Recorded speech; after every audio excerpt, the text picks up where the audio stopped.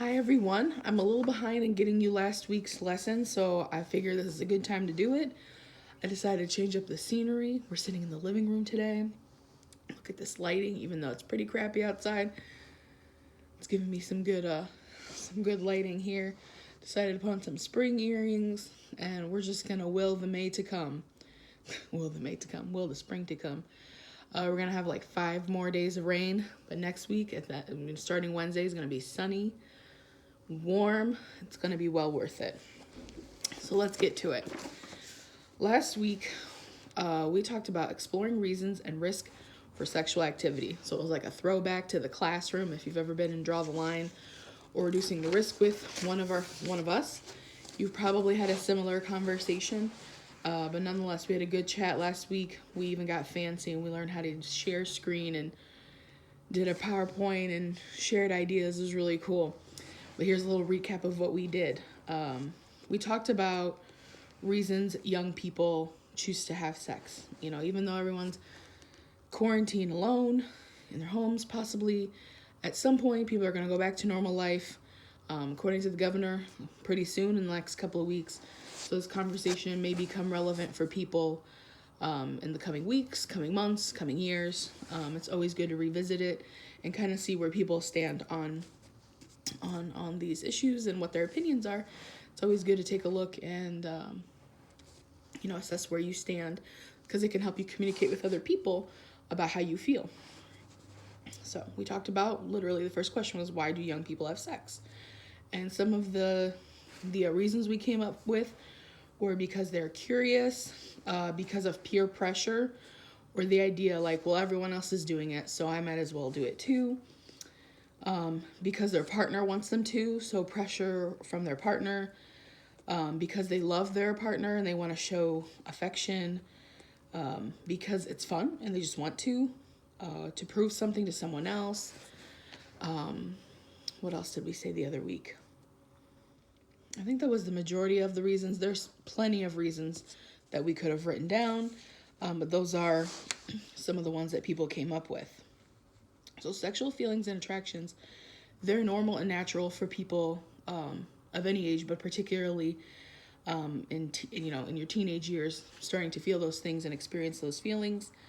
Of course, when someone is considering acting on these feelings and attractions, it's important to think about not only the reasons for having sex, but also the risks and reasons why people choose to or choose not to have sex as well. The concept of not having sex is abstinence. We've used that term in TOP and Draw the Line and in Reducing the Risk. That's choosing to have no sex at all for a period of time. What else we got here?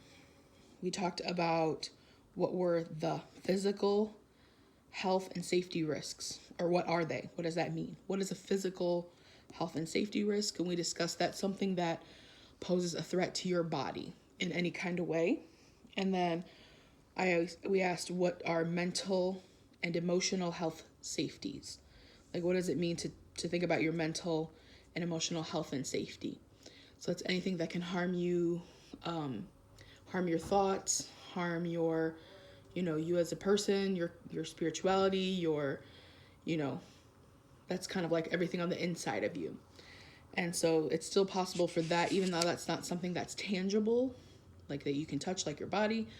That's still something that you want to protect and preserve, and it unfortunately is something that can sustain damage for for many different reasons.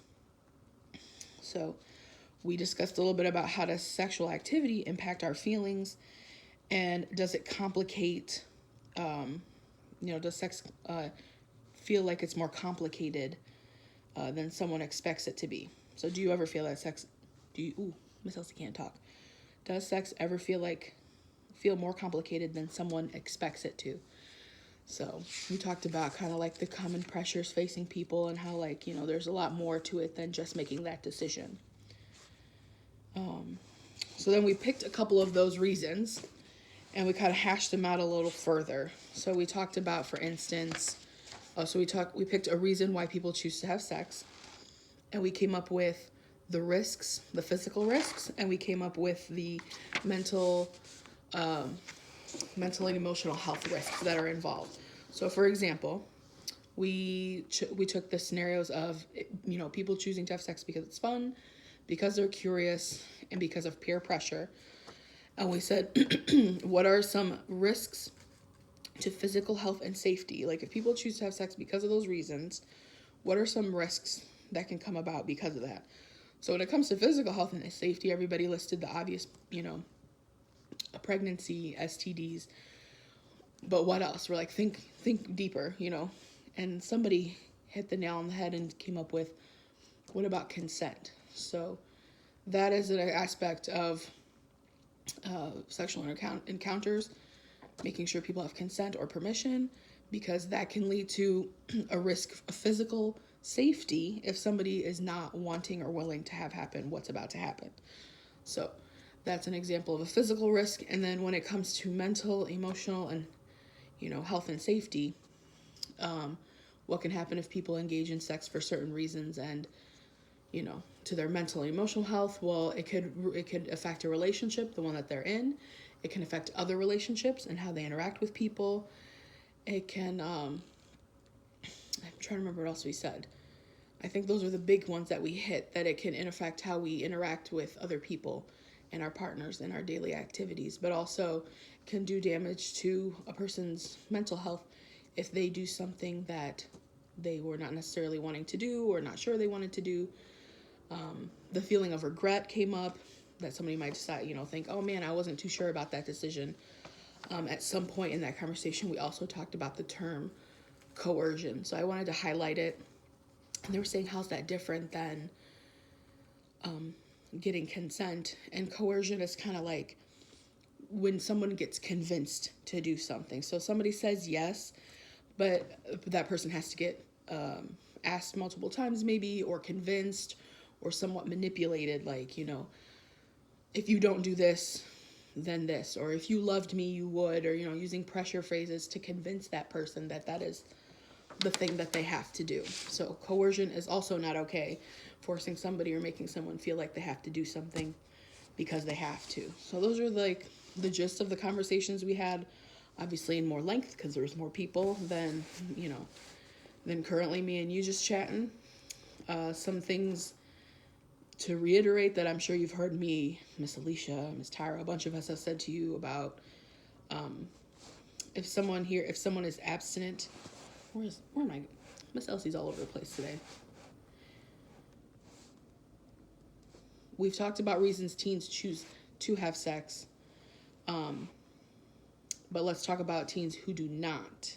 So briefly, what are some reasons that teens might choose not to have sex? So kind of flipping the conversation, and some of the answers were because of future plans, preventing STD and pregnancy, not feeling ready, religious reasons. I think the list just went on and on. There's lots of reasons.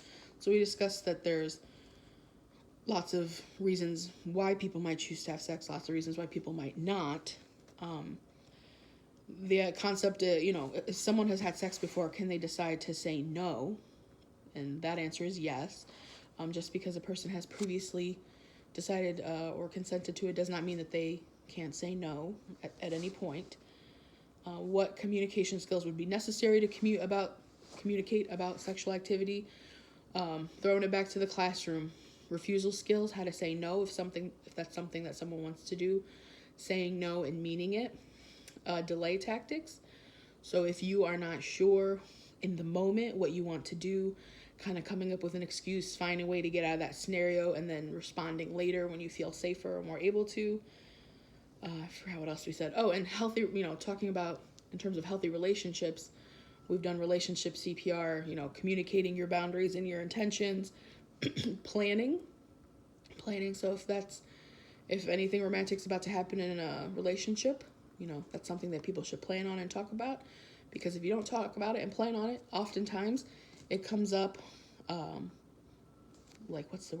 of like catches people off guard.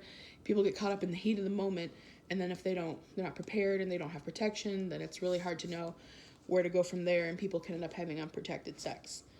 The last one's relationship building. So having a conversation, relationship CPR. Relationship building is talking to a person's significant other, building that relationship, everything outside of the physical aspect. So at the end of the day, there's more than just an attraction between two people. There's a relationship, especially if that's what someone's trying to do. If you want a relationship, you have to nurture it. You have to talk to each other, get to know each other, that kind of thing. So, the usual stuff. Abstinence is the only 100% most effective way to prevent pregnancy and STDs. Some people choose abstinence for a while. Some people, become sexually active sooner rather than later. All of it's, it's all what works for the person. When a person chooses not to be abstinent anymore, there are ways to protect themselves. Different protection, condoms, birth control, limiting number of sexual partners, getting tested. Some, you've heard this a couple of times from me and my other facilitators. But just your friendly reminders to either for you or to pass on to somebody else. All of that, related but unrelated. If you know somebody who needs information about sexual and reproductive health, Planned Parenthood is still open and seeing people over the phone. So telehealth is what it's called, kind of video conference. And they also have an option on their website to chat with someone who works there. So if anyone ever has questions more specifically about birth control, any other specific questions that if you don't want to direct it to me, you can direct it to somebody who works there. They are definitely able and capable of answering those questions, and then you may or may not even have to go in if you can ask your question that way. So yeah, it was kind of just a throwback to what we used to talk about when we were in the classroom. If you ever have any questions or concerns regarding this subject or any other subject, obviously feel free to reach out and ask. We have a meeting tomorrow, so tune in, ask for the Zoom link if you'd like to check it out. Otherwise, I know I'll hear from you and catch up with you guys sometime soon. Keep looking up for the end of the school year, maybe a real spring and a summer that will kind of lighten the mood with us being stuck at home. Try a new perspective. Here we are, different room, different angle, and all of a sudden things are a little bit brighter. Haha. I can't help but be cheesy with you all. So anyways, take care of yourselves. Let me know if you need anything, and I'll talk to you soon. Bye.